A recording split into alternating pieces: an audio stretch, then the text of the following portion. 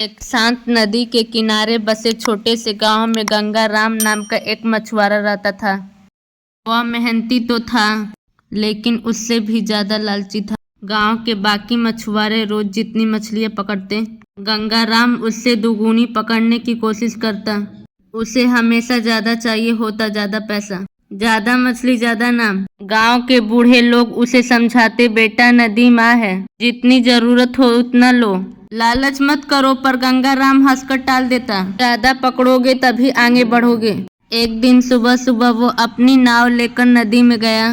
जाल डाला तो उसमें बहुत सारी मछलियां फंस गई। वो खुश हुआ लेकिन संतुष्ट नहीं। उसने सोचा, आज तो किस्मत खुल गई, क्यों ना और अंदर जाकर बड़ा जाल डालूं। नदी के उस हिस्से में जाना गांव वालों ने मना किया था, वहां तेज भंवर था।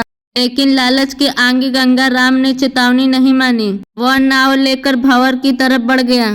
जैसे ही उसने बड़ा जाल डाला, अचानक हवा तेज हो गई, पानी उफड़ने लगा, नाव हिलने लगी। वह घबरा गया। जाल इतना भारी हो चुका था कि नाव एक तरफ झुक गई। हे भगवान बचा लो, वह चिल्लाया। जाल में इतनी मछलियां थी कि नाव डूबने लगी। उसने जाल काटने की कोशिश की लेकिन देर हो चुकी। नाव उलट गई। गंगा राम किसी तरह तैरकर किनारे पहुंचा, पर उसकी सारी मछलियां और नाव नदी में बह गई। भीगा हुआ, थका हुआ और टूटा हुआ गंगा राम गाँव लौटा। गाँव वाली ने पूछा, क्या हुआ? वह रोते हुए बोला, मेरा लालच मुझे ले डूबा। अगर पहली पकड़ से संतुष्ट रहता तो सब बच जाता।